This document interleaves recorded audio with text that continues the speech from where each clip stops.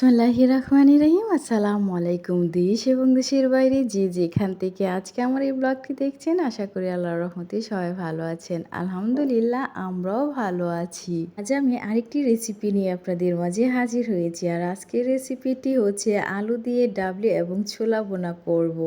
তো তার জন্য এখানে দেখতেই পাচ্ছেন কিছু ডাবলি এবং ছোলা আছে। প্রথমেই একটি পাত্রের মধ্যে আমি নিয়ে নিচ্ছি কিছু ডাবলি।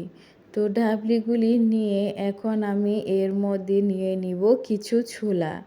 তো ছোলা এবং ডাবলিগুলিকে পানি দিয়ে বেশ কয়েকবার ধুয়ে পরিষ্কার করে নেব। তো বেশ কয়েকবার ধুয়ে পরিষ্কার করে নিয়ে এই ডাবলি এবং ছোলাগুলিকে আমি সারা রাত ভিজিয়ে রেখে দিব। তো তার জন্যে একটি ঢাকনা দিয়ে ঢেকে ভিজিয়ে রেখে দিচ্ছি। তো এটা হচ্ছে পরের দিনের ভিডিও। তো পরের দিন সকালে দেখতেই পাচ্ছেন ডাবলিগুলি ফুলে দ্বিগুণ হয়ে গিয়েছে। তো এখন ডাবলিগুলি সিদ্ধ করলে কম সময়ের মধ্যেই ডাবলি এবং ছোলাগুলি সিদ্ধ হয়ে যাবে। এখন একটি হাঁড়ির মধ্যে আমি ডাবলি এবং ছোলাগুলি দিয়ে দিচ্ছি। তো দিয়ে এখন এর মধ্যে আবার লবণও অ্যাড করে দিব। তো লবণ দেওয়ার কারণে ডাবলি এবং ছোলাগুলি সহজে সিদ্ধ হয়ে যায় এবং এটা খেতেও অনেক টেস্ট হয়।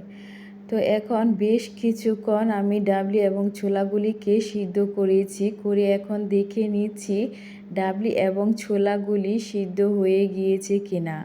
এখন একটি ছোলা হাতে নিয়ে হালকা চাপ দিতেই ছোলাটি গলে যাচ্ছে। তো তার মানে এগুলি সিদ্ধ হয়ে গিয়েছে। তো এ পর্যায়ে ছোলা এবং ডাবলির পানিটাকে ঝরিয়ে একটি পাত্রে রেখে দিয়েছি। এখন এর মধ্যে অ্যাড করছি দুটি সিদ্ধ আলু। তো দুটি সিদ্ধ আলু হাত দিয়ে চটকিয়ে ভেঙে এর মধ্যে দিয়ে দিচ্ছি। দিয়ে চুলাতে একটি কড়াই বসিয়ে এর মধ্যে পরিমাণ মতো তেল অ্যাড করে নিয়েছি। নিয়ে তেলটি গরম হয়ে এলে এর মধ্যে দিয়ে দিচ্ছি পেঁয়াজ কুচি। তো পেঁয়াজ কুচিগুলিকেও একটু ভেজে নেব। তো তার জন্য পেঁয়াজ কুচিগুলিকে একটু নেড়ে ছেড়ে ভেজে নিচ্ছি।